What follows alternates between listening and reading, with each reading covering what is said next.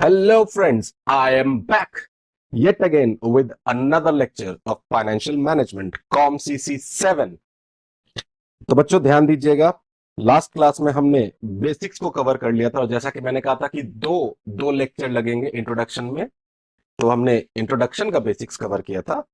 Unit 1 में अब हम लोग जाने के लिए तैयार है और आज हम लोग सीधा बिना किसी इधर उधर की बातों के, वैसे भी मैं इधर उधर की बातें करता नहीं, बट हम लोग सीधा यूनिट 1 में चलेंगे। ठीक है, तो बच्चों ये आपको दिख रहा होगा आपके स्क्रीन पे यूनिट 1 फाइनेंशियल मैनेजमेंट। अब बच्चों इससे पहले कि आप लोग शुरू करें, मैं एक छोटी सी बात आपको बता देता हूं, क्योंकि यूनिट 1 जो है, मैंने लास्ट क्लास में भी बताया था कि वो एक फाउंडेशन है आपके इस पूरे फाइनेंशियल मैनेजमेंट कोर्स की जर्नी के लिए। यानी कि अगर फाउंडेशन आपकी गड़बड़ हो गई तो फिर पूरा सब्जेक्ट ही गिर जाएगा। तो क्योंकि मैं ये चाहता हूं कि आपका फाउंडेशन, आपका बेस बहुत ही मजबूत हो इस सब्जेक्ट में, तो मैंने यूनिट 1 में मैं कैसे बोलूं कि मैंने एक लिबर्टी ली है। और लिबर्टी ये है बच्चों कि कुछ चीजें जो मैंने यूनिट 1 में डाली हैं वो आपके एग्जाम पॉइंट ऑफ व्यू से जरूरी नहीं है, यानी कि वो आपके सिलेबस का पार्ट नहीं है।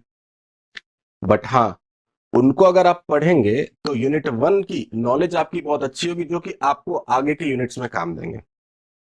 तो अभी मैं आपको ये नहीं बताऊंगा कि कौन से टॉपिक्स आपके एग्जाम से रिलेटेड हैं और कौन से टॉपिक्स आपके एग्जाम से रिलेटेड नहीं है, क्योंकि अगर मैंने अभी बता दिया तो जैसे ही मैं उस टॉपिक पे जाऊंगा आप उसको स्किप कर देंगे। लेकिन मैं ये चाहता हूं कि आप उनको भी उतनी ही शिद्दत से पढ़ें जैसे कि बाकी टॉपिक्स को पढ़ें।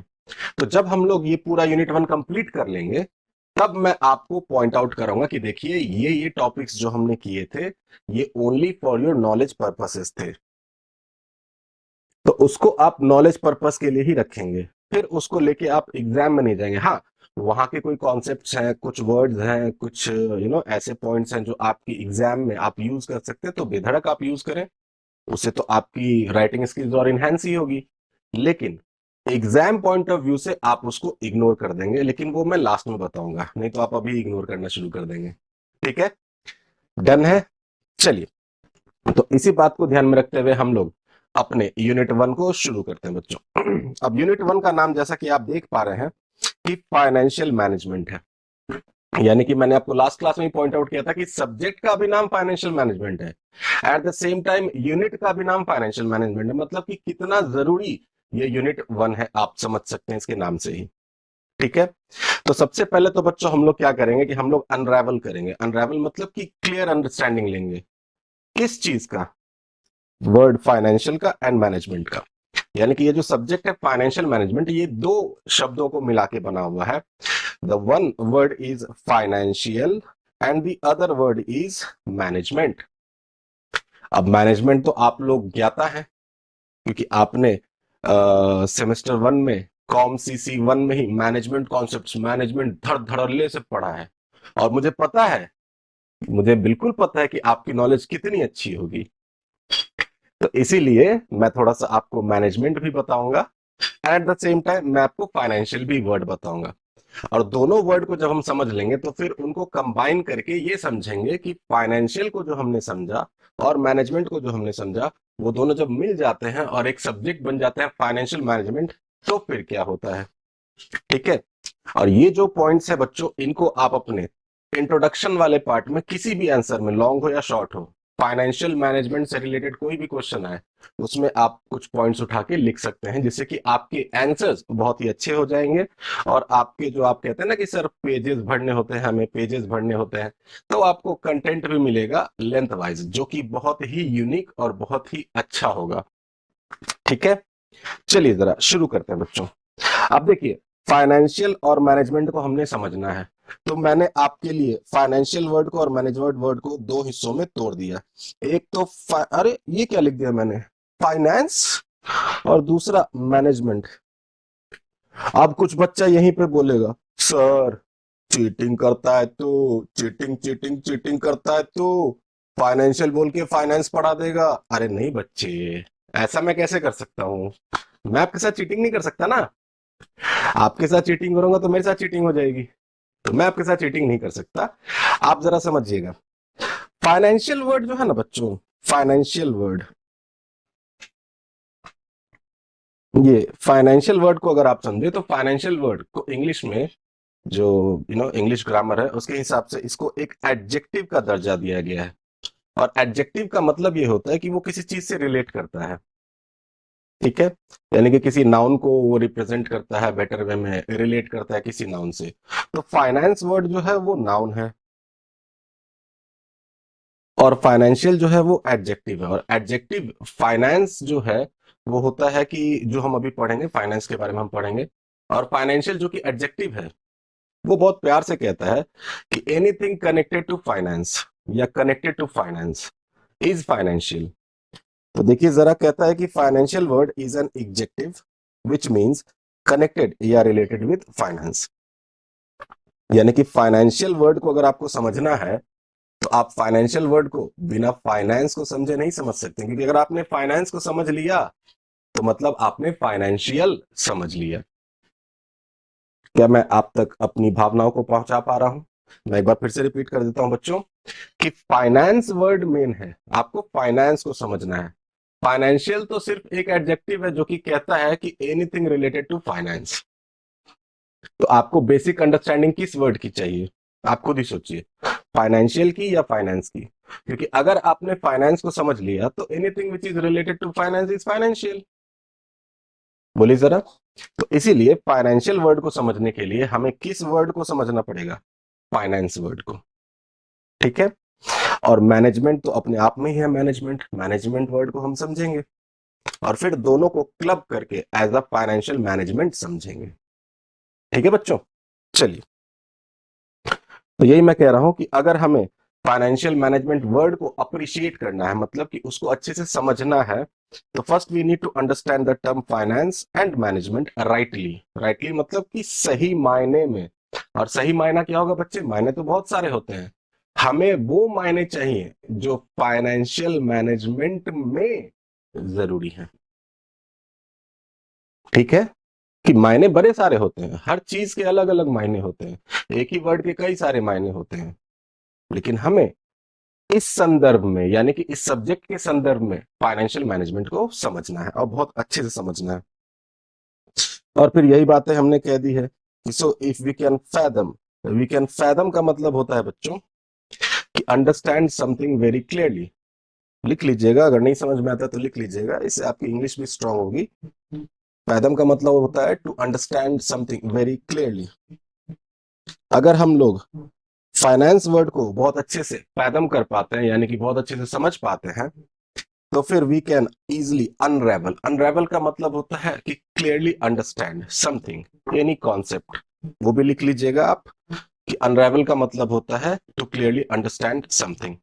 अब ये सब वर्ड्स मैं आपको इसलिए बता रहा हूं क्योंकि इससे ना आपकी आंसर राइटिंग स्किल्स अच्छी होंगी। ये सब वर्ड अगर आप यूज करेंगे ना, तो मैंने बोल्ड में ये कलर चेंज करके दिया है या कई बार आगे इटैलिक्स में दिया है, अंडरलाइन करके दिया है। कोशिश करिए ये वर्ड्स आप अपने डे टू डे लाइफ में यूज करना शुरू करें और एग्जाम में इनको कोट करें और अंडरलाइन करें। तो इससे आपके आंसर राइटिंग स्किल्स अच्छी होंगी, आपको ज्यादा मार्क्स मिलेंगे। The term financial, as financial is nothing but a word that describes finance. तो फाइनेंशियल और कुछ नहीं है, सिर्फ एक वर्ड है जो कि डिस्क्राइब करता है किसको? फाइनेंस को। तो बच्चों बोलिए जरा, क्या मैं अब फाइनेंस वर्ड को समझा सकता हूं? और जैसे मैं फाइनेंस को समझा दूंगा मैं ये मान लूंगा कि आप फाइनेंशियल समझ गए हैं। बोलिए। चलिए, तो बच्चों फाइनेंस को अगर हम लोग समझें तो मैं to begin with the word finance, मैं सबसे पहले कहूंगा from the point of view of the company, क्योंकि हम लोग यहाँ पे कंपनी की बात कर रहे हैं ना। तो कंपनी के पॉइंट ऑफ व्यू से अगर मैं बात करूं कि फाइनेंस क्या है, तो बच्चों हमेशा समझिएगा, एक कंपनी को बड़े सारे काम होते हैं और हर काम में पैसा लगता है, फाइनेंशियल रिसोर्सेज की जरूरत पड़ती है हर काम में। कौन सा ऐसा काम आज के दिन में बताइए जरा जो आप बिना पैसे के हो सकता है? कोई भी ऐसा काम नहीं है। तो बच्चों कंपनी को बड़े सारे काम करने हैं और हर उस काम के लिए उसको पैसों की, फंड्स की जरूरत पड़ती है। तो क्या मैं ऐसा बोल सकता हूं कि finance is making available the funds or money or financial resources to the company as and when required by it. It मतलब बच्चे कंपनी, एक नॉन लिविंग थिंग होती ना, तो उसको मैं इट बोलूंगा। यानी कि कंपनी को जब जब पैसों की जरूरत पड़ती है, कंपनी को जब जब फंड्स की जरूरत पड़ती है, तो फाइनेंस मैनेजर उन फंड्स के लिए उन फंड्स को पहले ही फोरकास्ट करता है, फंड्स को अरेंज करता है, जहां जहां जरूरी है वहां वहां एलोकेट करता है। ये सारी चीजें हो रही हैं, तो क्या मैं बोल सकता हूं फाइनेंस की बातें हो रही हैं? बोलिए जरा। जी हाँ। तो आइए जरा देखिए। तो कहता है कि finance basically refers to making money और फंड्स अवेलेबल। देखिए मैंने आपके लिए ब्लैक कलर में कर दिया है यानी कि आपको ये वर्ड देख के समझ में आ जाना चाहिए कि इस पूरे लाइन में क्या लिखा होगा। कि finance basically refers to making money और funds available whenever they are needed and thus all the funds. कि कंपनी के पॉइंट ऑफ व्यू से अगर मैं कहूं तो कोई भी फंड हो, be it equity shares, preference shares, reserves and surplus जो है उनके रिटेन्ड अर्निंग्स हैं, statement of profit and loss में जो अगर उनके कुछ क्रेडिट बैलेंस बचा हुआ है वो है, या फिर बॉन्ड्स हैं, डिबेंचर्स हैं, शेयर वारंट्स हैं, डिपॉजिट्स हैं, या फिर आपको समझिए जरा अनसिक्योर्ड क्रेडिटर्स हैं, और या फिर आपके सॉरी अनसिक्योर्ड लोन्स हैं, बैंक से लोन है, डिबेंचर्स हैं, किसी भी फॉर्म में आप फंड को रेज कर रहे हैं वो क्या है? फाइनेंस है।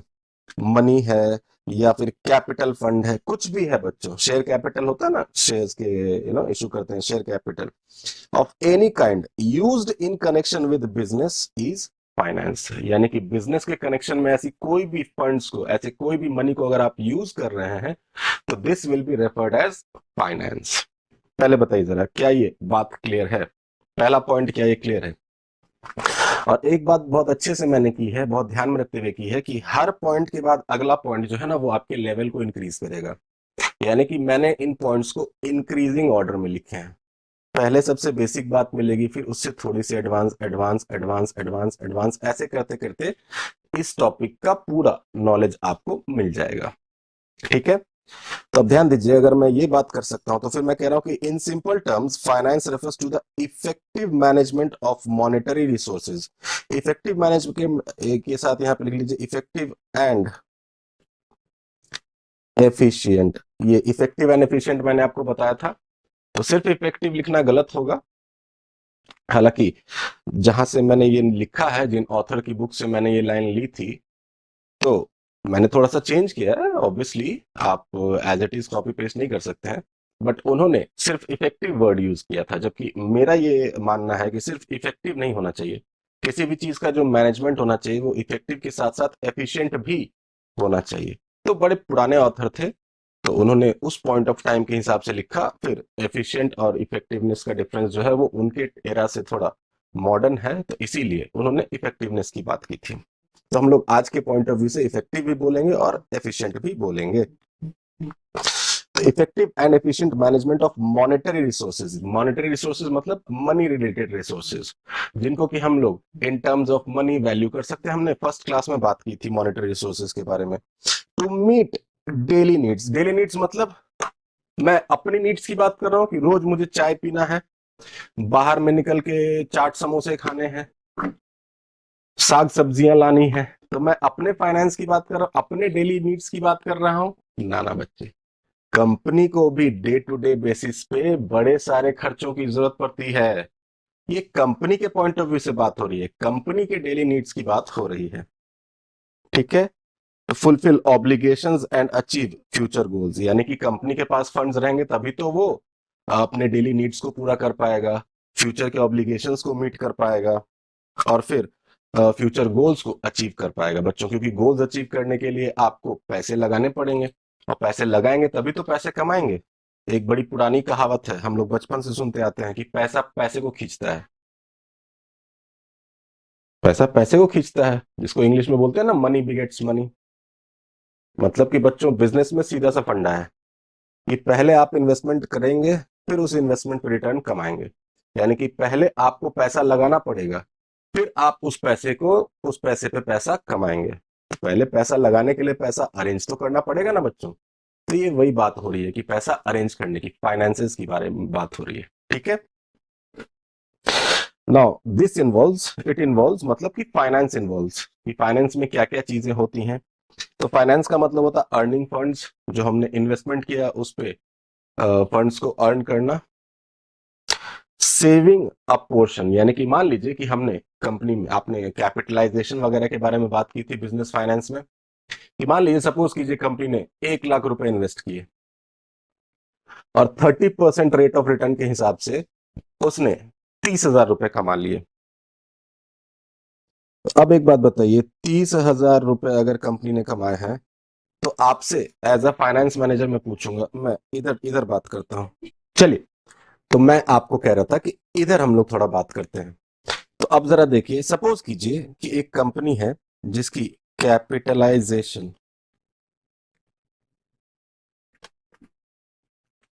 is ₹1 lakh, and this company earns a rate of, sorry, return on investment, इसकी जो है वो 30% की है, मैं मान ले रहा हूं, एग्जाम्पल ले रहा हूं। तो इसने कितना कमाया? 30,000, ठीक है। अब सपोज कीजिए कि ये एक डोमेस्टिक कंपनी इसका मतलब है कि अभी ये एक इंडियन कंपनी है, मैं अभी फॉरेन कंपनी के बारे में बात नहीं कर रहा, ये इंडियन कंपनी है, ठीक है। अब क्योंकि इस पे 30% का टैक्स लग जाएगा, profit after tax, sorry, profit before tax पे 30% का टैक्स लग जाएगा। तो क्या मैं बोल सकता हूं profit after tax, this is PBT, profit before tax and profit after tax. तो 30% टैक्स लग जाएगा बच्चों, तो बचेगा कितना? 70% बचेगा। तो क्या मैं ऐसा बोल सकता हूं कि पैट हो जाएगा आपका 30,000 इंटू 70%, दैट इज रुपीज। अभी मैं 30% का लेके चल रहा हूं, अभी आप सेस वगैरह को इग्नोर करें। 7 या 21 रुपीज, 21,000 हमारे पास बचेगा। बोलिए जरा, कैलकुलेशन समझ में आ रहा है आपको?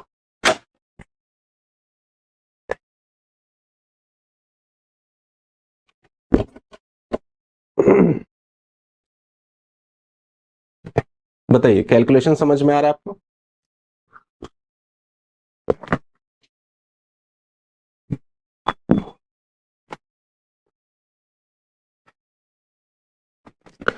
तो अब क्योंकि कंपनी के पास 21,000 आ गए हैं, जिसको कि वो स्पेंड कर सकती है आफ्टर टैक्सेस, यानी कि कंपनी के हाथ में है। अब आप जरा बताइए, कंपनी क्या करे? क्या पूरा का पूरा डिविडेंड दे दे?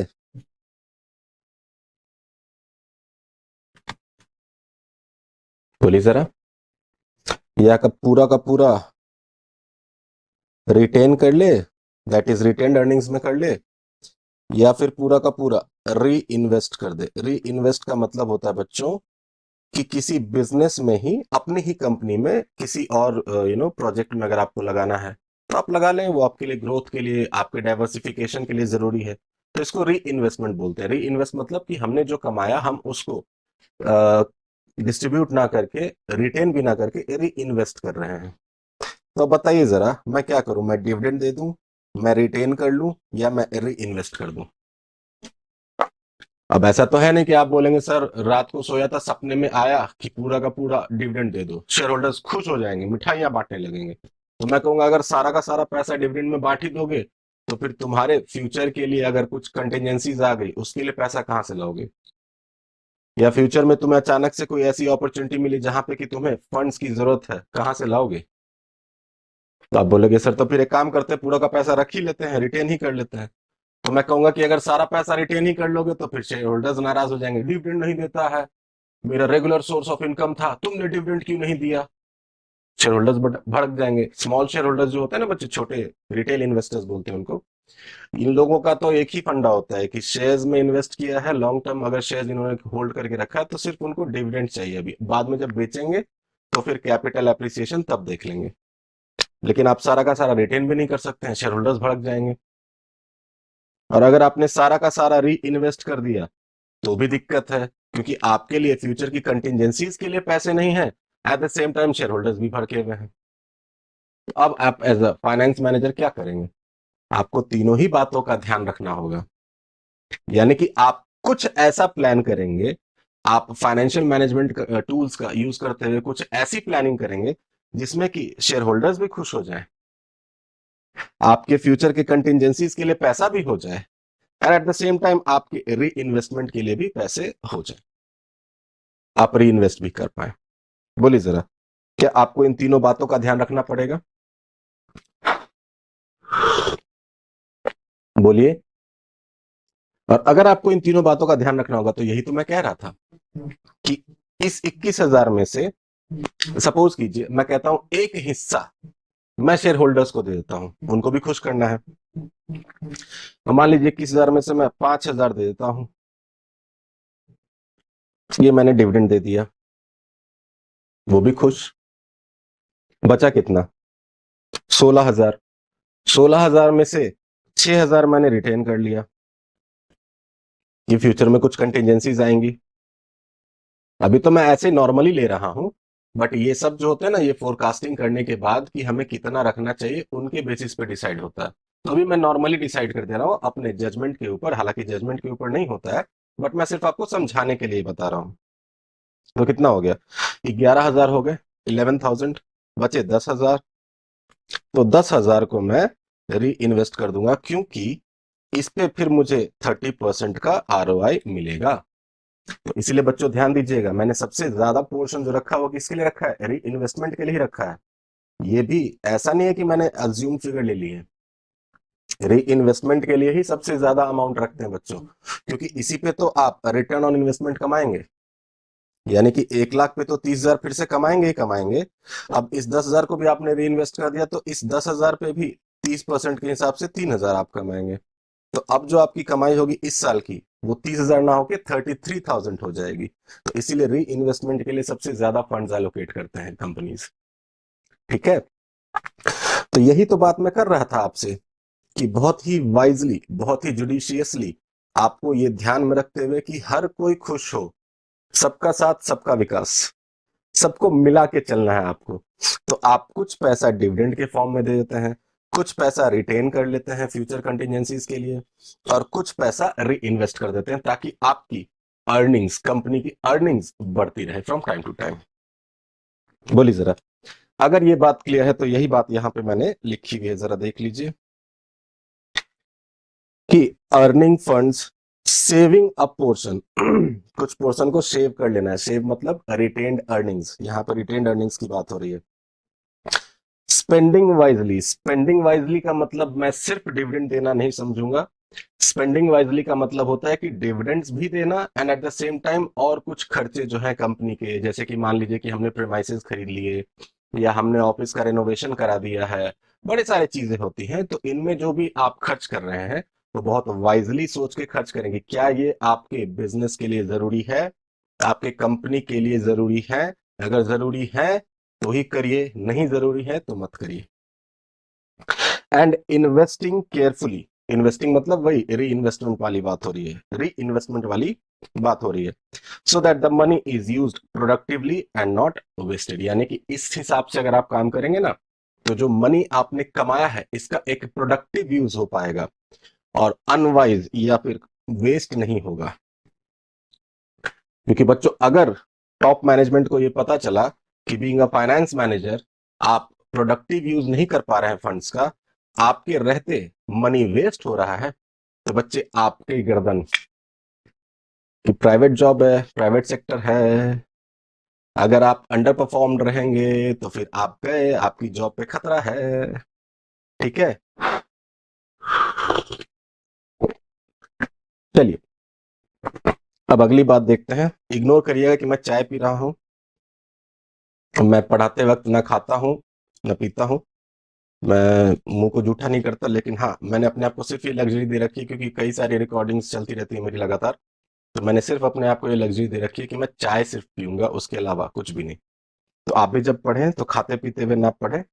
बड़े सारे बच्चों को मैं देखता हूँ कि रोहित सिंह बोलो तुम, मैं सुन रहा हूँ, खाना भी खा रहे हैं, चिप्स भी खा रहे हैं, बिस्किट भी खा रहे हैं, और पढ़ भी रहे हैं, जूठे हाथ से पेन भी पकड़ रहे हैं। ऐसा ना करें बच्चे, पढ़ाई एक तपस्या की तरह है, उसको वैसे ही रखें।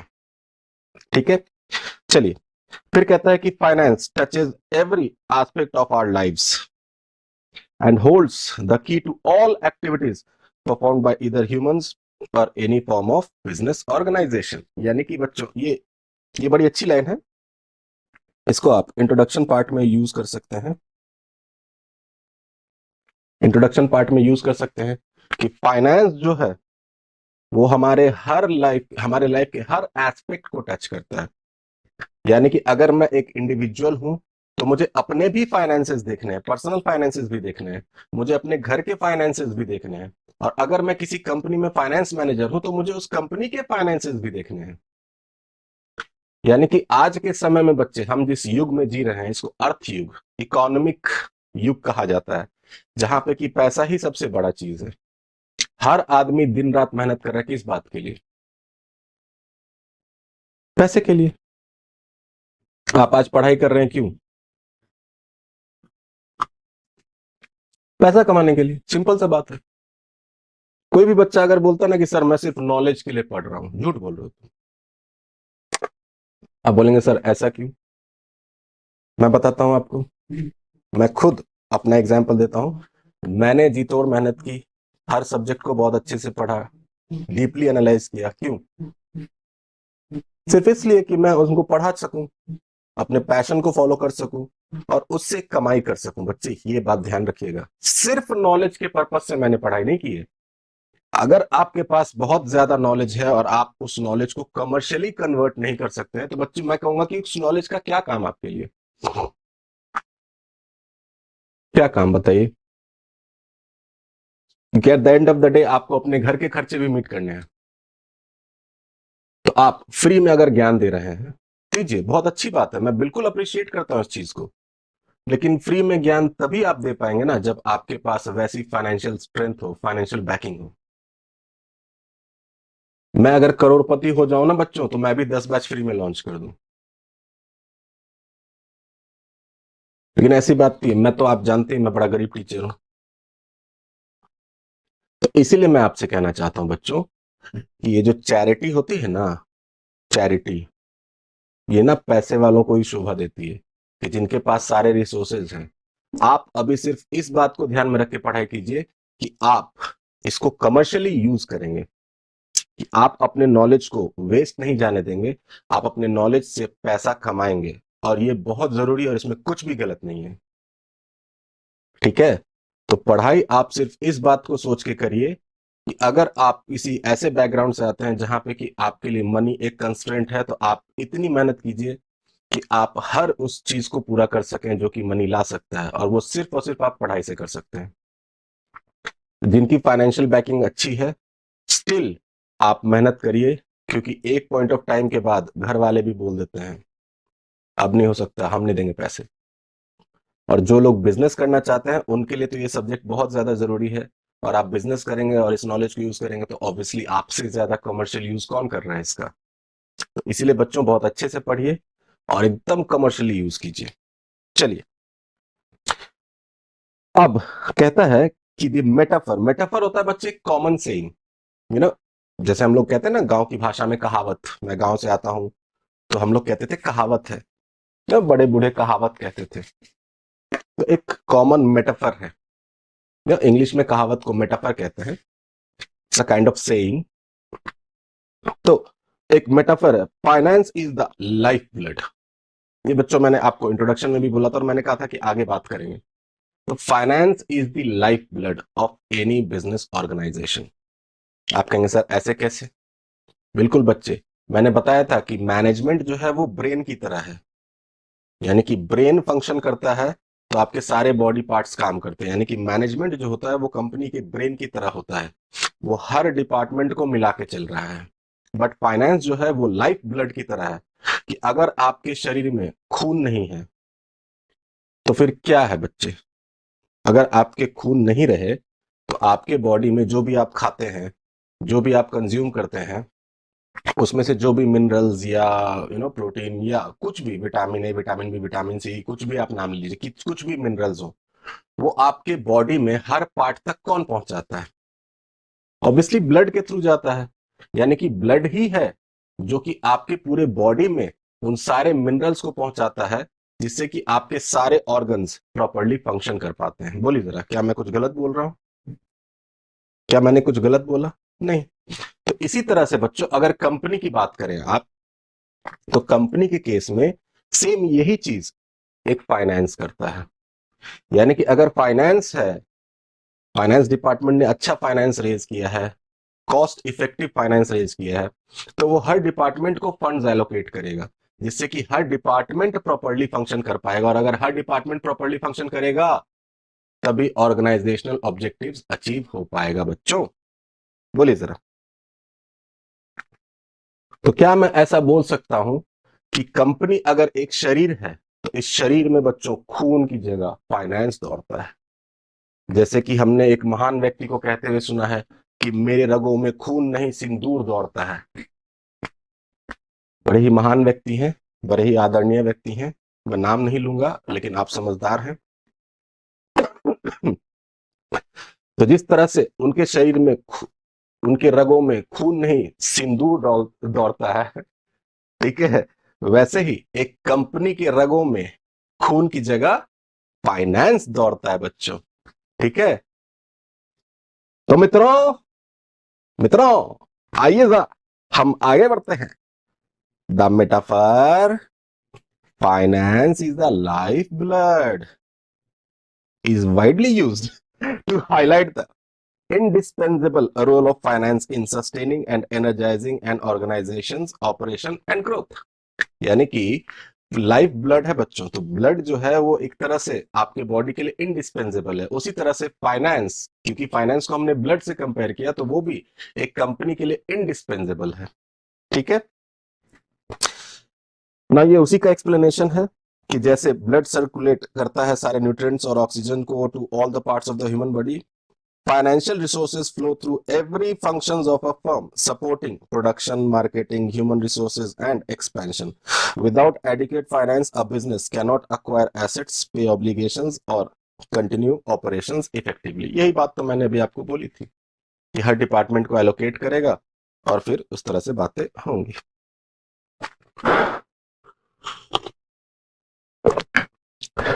Now, finance helps इंडिविजुअल्स को भी फाइनेंस हेल्प करता है, बट हमारा मेन फोकस कॉर्पोरेट्स के लिए है।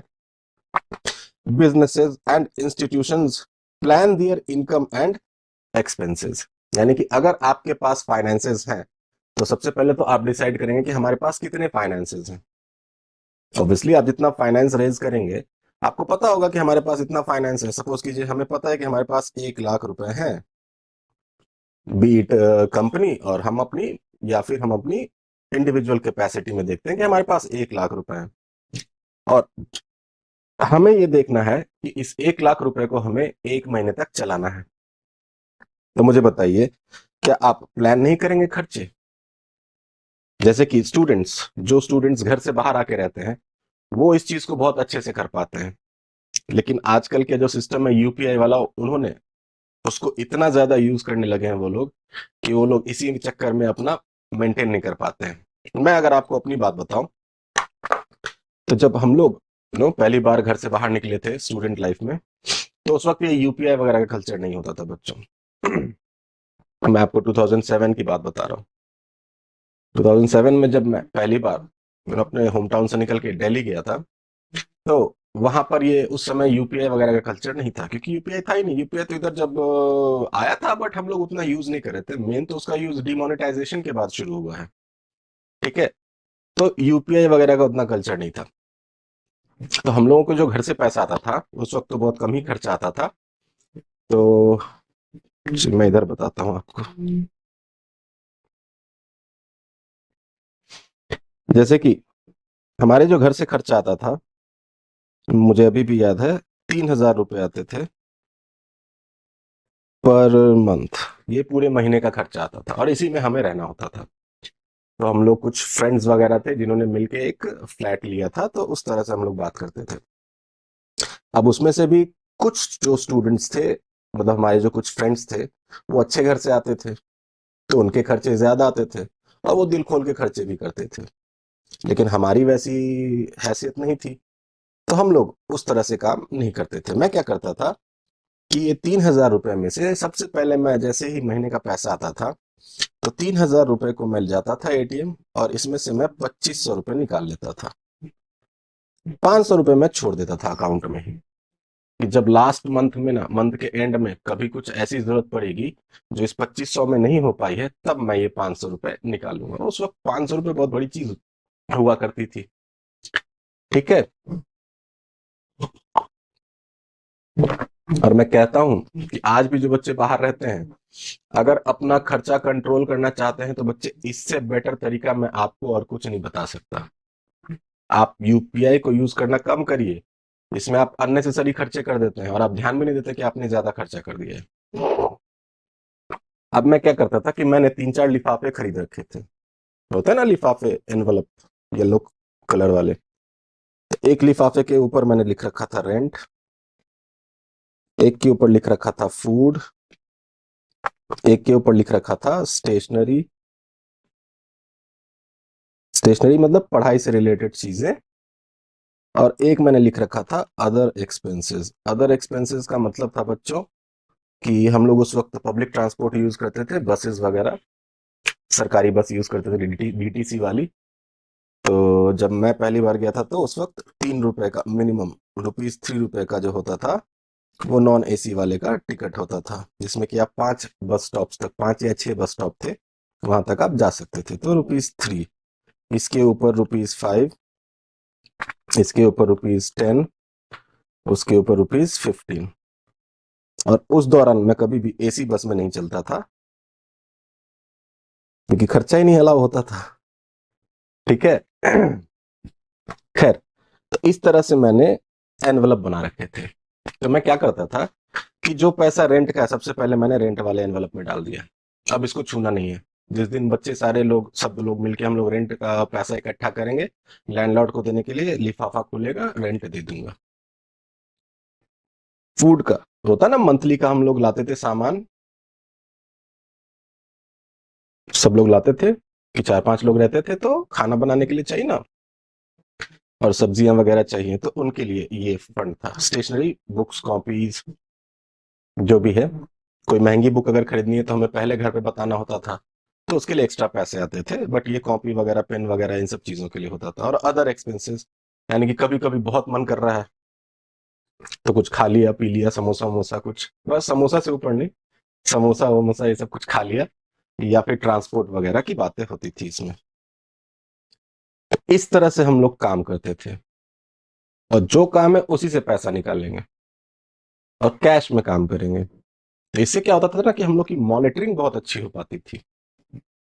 ठीक है, मॉनिटरिंग हो पाती थी। और मैं डेली के खर्चे भी लिखता था एक जगह, जिसको कि मैं पूरे मंथ के एंड में फिर एनालाइज करता था कि मैंने कौन से चीज में ज्यादा खर्चा किया है और किसको मुझे कंट्रोल करने की जरूरत है। बच्चों, कॉमर्स पढ़ो और ये भी ना करो तो क्या फायदा पढ़ाई का। ठीक है।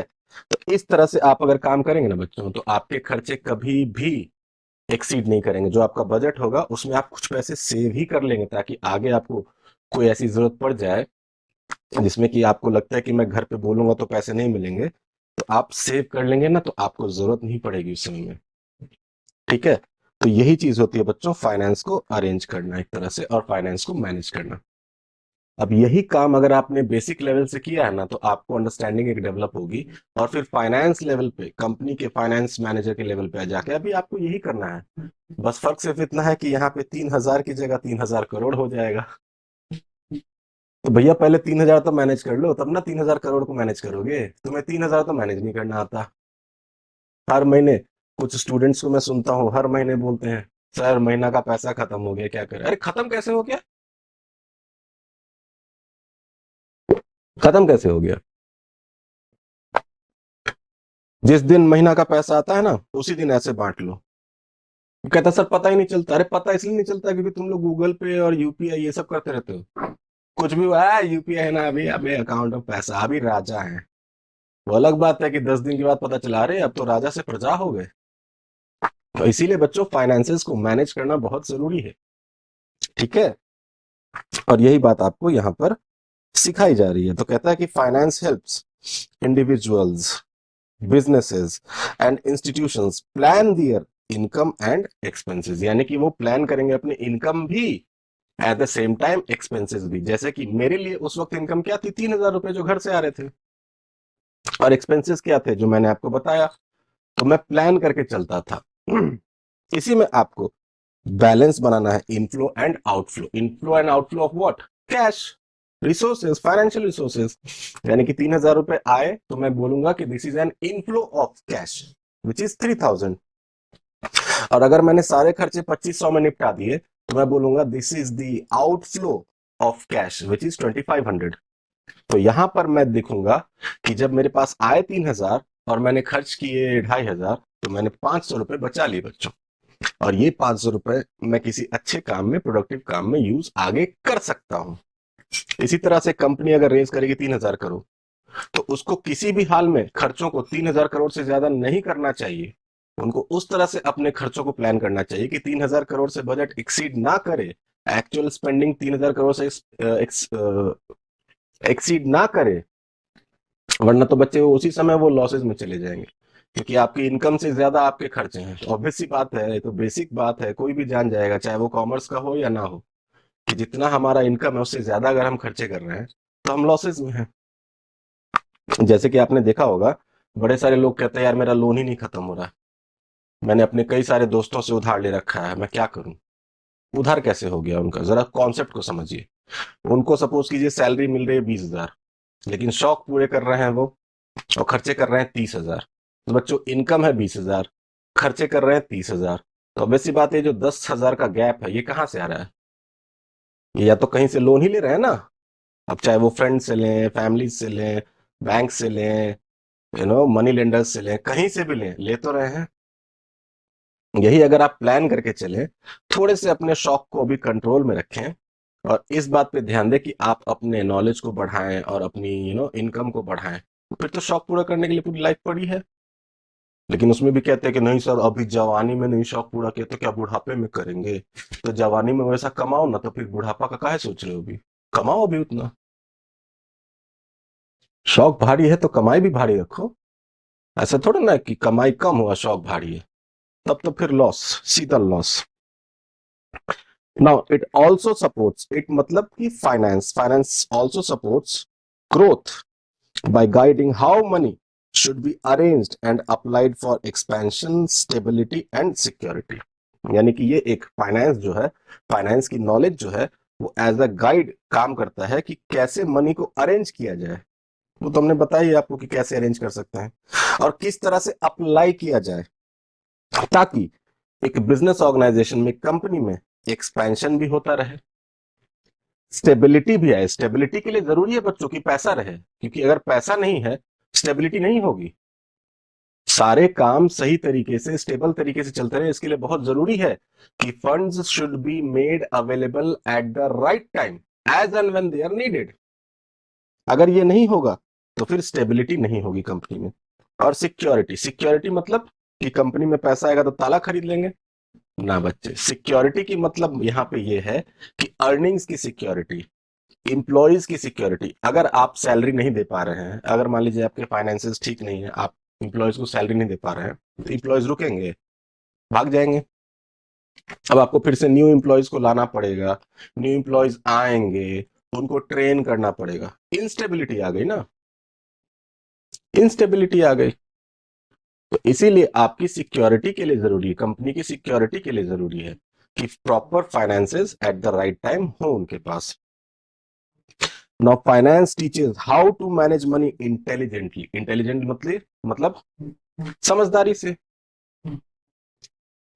ऐसे नहीं कि पैसा आया उड़ाना शुरू कर दिए, आज बुलाओ आज नाच होगा। होता था ना हमारे गांव में, होता था पहले। मैं बेगूसराय गांव से आता हूँ, हमारे गांव में ऐसा बहुत होता था पहले। हमारे जो दादा परदादा लोग हैं, भगवान उनकी आत्मा को शांति दे, उन्होंने तो कई खेत इसी नाम पे बेच दिए कि आज उन्हीं का नाच होगा, बुलाओ बनारस से उनको। पहले का कल्चर यही था, खेत बिके तो बिके लेकिन नाचेगी तो यही, जबकि ये गलत था। ये कौन सा शौक हुआ आपको कि खेत बेच के नाच हो रहा है, आप पूरा पैसा उड़ा रहे हैं आज सिर्फ इसलिए कि दिखाना है गांव वालों को मेरे पास बहुत पैसा है। ये गलत है, बहुत ज्यादा गलत है। आपको इंटेलिजेंटली यूज करना चाहिए था। आपको प्रॉपर्टीज और बढ़ानी चाहिए थी कि आपको फ्यूचर के जनरेशंस के लिए रहें। आपने तो उल्टा कांड कर दिया। नहीं नहीं, मैं ऐसा नहीं, भगवान उनकी आत्मा को शांति दे। लेकिन ऐसे कई कहानी आप लोगों ने भी अपने गांव में सुने होंगे। हो सकता है आप ही के फैमिली में हो, नहीं हो सकता है तो आपने किसी और की फैमिली के बारे में सुना होगा। तो ये सारी चीजें बहुत कॉमन होती थी। तो आपको बहुत इंटेलिजेंटली यूज करना है।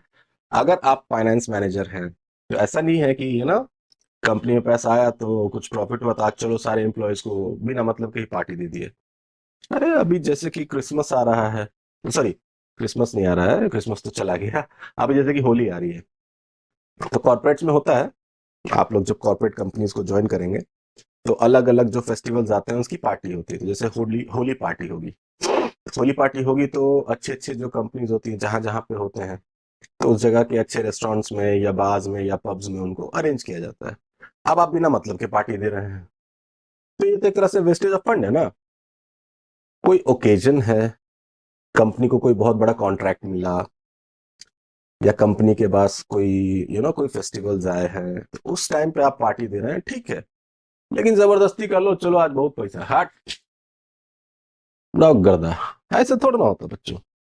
तो आपको मनी इंटेलिजेंटली करनी होगी मैनेज, रिस्पॉन्सिबली करनी होगी मैनेज। क्योंकि बच्चों ध्यान रखिएगा, अगर आप कंपनी है तो ये आपका पैसा नहीं है। मैं आपको बहुत क्लियरली बता दूं, जब आप कॉर्पोरेट लीगल फ्रेमवर्क में पढ़ेंगे तो मैं आपको बताऊंगा वहां पे कि जो कंपनी के डायरेक्टर्स हैं दे आर लाइक ट्रस्टीज। जो फंड्स आए हैं वो जनरल पब्लिक के आए हैं। तो you not the owner of the funds कि आपको जैसे मन में आए वैसे आप खर्च कर दें। You have an obligation towards the share holders कि आप उनके फंड्स को एज अ ट्रस्टी सही तरीके से सही जगह खर्च करें। ऐसा नहीं कि मनमानी खर्चे कर दें। आपने फंड्स रेज कर लिए और अब आप फॉरेन के ट्रिप्स मार रहे हैं, ऐसा नहीं करना है आपको। आप सिर्फ और सिर्फ ट्रस्टी है उनके पैसों के, और आपको उनके पैसों को इस तरह से इन्वेस्ट करना है कि आप उन पे रिटर्न कमा के उनको दें, तभी आपकी कंपनी की गुडविल बढ़ेगी। तो इसीलिए बच्चों रिस्पॉन्सिबली आपको करना है, सिस्टमैटिकली करना है, प्रॉपरली सिस्टमैटिक तरीके से करना है। ये नहीं कि ऐसे किसी को भी उठाया कितना भी दे दिया। एक सिस्टम होना चाहिए जिसके तहत बजट बनेगा, बजट के हिसाब से प्रॉपर एलोकेशन ऑफ फंड्स होगा, रैशनिंग ऑफ फंड्स होगी। तो प्रॉपर सिस्टमैटिकली बात आपको करनी है to achieve common economic wellbeing and long term sustainability. यानी कि अगर आपको लॉन्ग टर्म सस्टेनेबिलिटी चाहिए एज अ कंपनी, तो फिर आपको इन बातों का ध्यान रखना पड़ेगा। Finance is the lifeblood of every business, ये तो पता ही है हमें। Fuelling ambitions, wow, by ensuring there is enough capital to turn goals into reality. Fuelling ambitions मतलब बच्चों, हर कंपनी के कुछ ना कुछ गोल्स होते हैं, उनको कहीं पहुंचना होता है, किसी लेवल पे पहुंचना होता है। और हर कंपनी यही सोच के कंपनी बनती है कि एक दिन मुझे टॉप कंपनीज में जाना है, तो उनका ये गोल है। और इसी गोल को क्या मैं ऐसा बोल सकता हूं कि ये उनका एम्बिशन है।